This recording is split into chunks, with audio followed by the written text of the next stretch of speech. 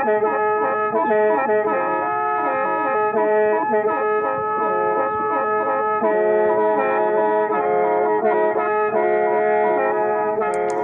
สุนทรานเด็กกองประสุมวิสามันเดือทีหนึ่งเดสภาแห่งศาสตร์สุดทีเก้า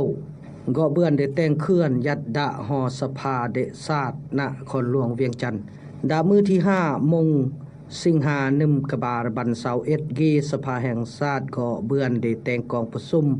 วิสามันเดือสุนทรานเดสภาแห่งศาสตร์สุดที่เก้าเคลื่อนอย่างเมื่อทางการซึ่งเมื่อประธานดะกองประสุมก็เมื่อตะไสสมพรพรหมวิหารกรรมการกรมการเมืองศูนย์กลางพรรคประธานสภาเดชศาสตร์สุดที่เก้าโหยก็น้องอากรมการเมืองศูนย์กลางพรรคอดีตการนำพรรครัฐจำรอดบึงตะสมาชิกสภาเดชศาสตร์กุดร่มจุบยืมกลซึ่งแต่งกองประชุมเดือกีเคลื่อนก็เพื่อหุ้นบ่าวศอกงอศอกตรองแนวจีตำกะแนวจีดกจีแตงเรียกงานสำคัญเดชศาสตร์เมื่อนดอกตะไสสมพรพรหมวิหารประธานสภาเดชศาสตร์ชุดที่เก้าเหล่าอันอีกหนึ่งหรือว่างแนวทางที่เป็นเวียงงานจำเป็นจะอิบด่วนในการจัดตั้งปฏิบัติฉะนั้นคณะประจำสภาแห่งชาติจึงได้ตกลงดำเนินกองประชุมสมัยวิสามัญที่1ของทางศาสตร์ชุดเก่าเพื่อพิจารณาพ้องอับดานเนื้อในสำคัญดังนี้พิจารณาพ้องอับดานแห่งชาติด้วยการแก้ไขข้อมีหยาทางด้านเศรษฐกิจการเงิน 2. พิจารณาพ้องอับดานแห่งชาติด้วยการแก้ไขปัญหายาเสพติด 3. พิจารณาพ้องการปรับปรุงกฎหมายจำนวน5ฉบับคือดังนี้ 1. กฎหมายว่าด้วยการคุ้มครองสวยสากร 2. กฎหมายว่าด้วยอากรมูลค่าเพิ่ม 3. กฎหมายว่าด้วยการอากรรายได้ 4. กฎหมายว่าด้วยอากรสุ่มใส่ 5. กฎหมายว่าด้วยยาเสพติด 4. รับฟังการรายงานของรัฐบาลเกี่ยวกับการสภาพแพร่ระบาดของพยาธิโควิด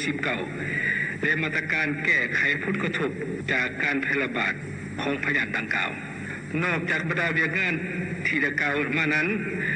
สภาแห่งชาติจะได้จัดพิธีมอบรับหอสภาศาสตร์หลังใหม่อย่างเป็นทางการบรรณาทานที่เทือรับแพงทั้งหลายเพื่อพิจารณาห้องบรรณาสำคัญจำเป็นหีบด่วนของประเทศชาติคณะประจำสภาแห่งชาติจะได้เรียกห้องบรรณาทานสมาชิกสภาแห่งชาติดำเนินกองประชุมสมัยวิสามัญที่1ของสภาแห่งชาติสุดที่เก่าตั้งหน้าให้คณะประจำสภาแห่งชาติในนามประธานกองประชุมข้าพเจ้าขอให้ห้องมันยังทุกภาคส่วนที่เกี่ยวข้อง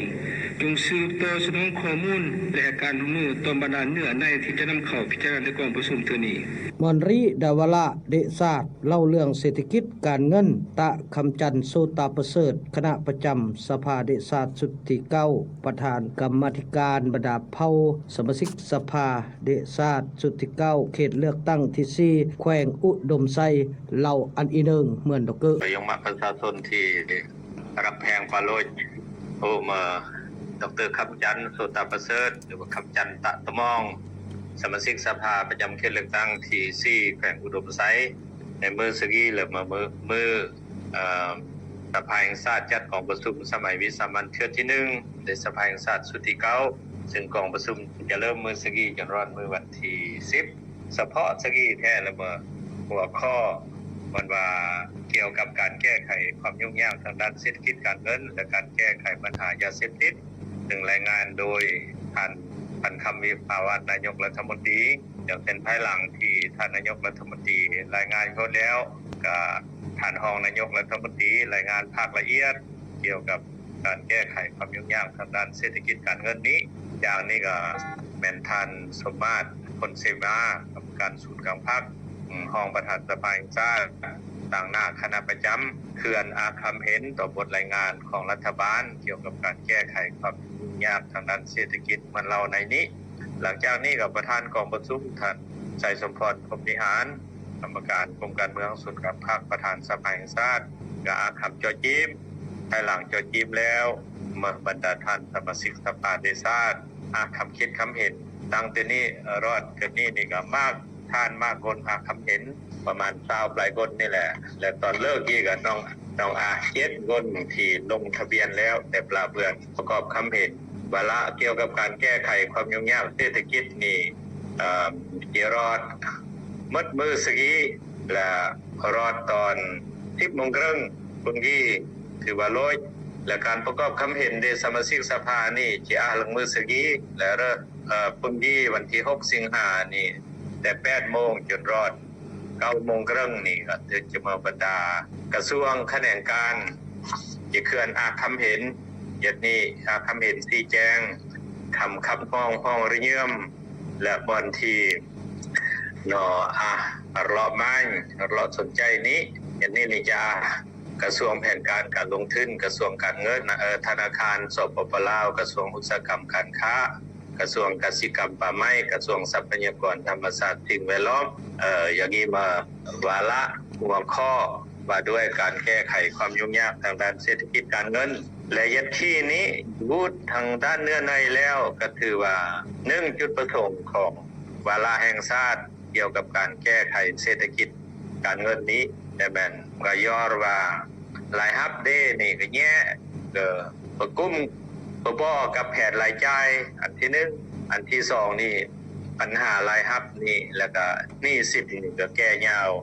วางยอมมักพระมักปีแล้วจังเสร็จรอดกันนี่รัฐบาลก็วุ่นกล้องวุ่นเยี่ยมยงมาประชาชนนี่อยู่อันประเทศชาติอาการพัฒนาอยู่อันชีวิตการเป็นอยู่ได้ยงมาประชาชนนับแต่การย่อการกายโรงเรียนเยก่อนเงื่อนไขเรียนหนังสือแล้วก็พัฒนาเศรษฐกิจครอบครัวได้เมื่อเดนี่แหละจังเส้นนี้ต้องเร่งปัญหาเศรษฐกิจการเงินดีการเมื่อวาระแห่งชาติเมื่อความจำเป็นและบัดนี้การจะตั้งปฏิบัติวาระแห่งชาตินี่เอิ้นว่าระยะเวลาในการจะตั้งปฏิบัตินี่ขึ้น2 ปีครึ่งขึ้นนี่ก็เหมือนเดือน7แล้วเด้น้อง4 เดือนเด้จิโรดท้ายปี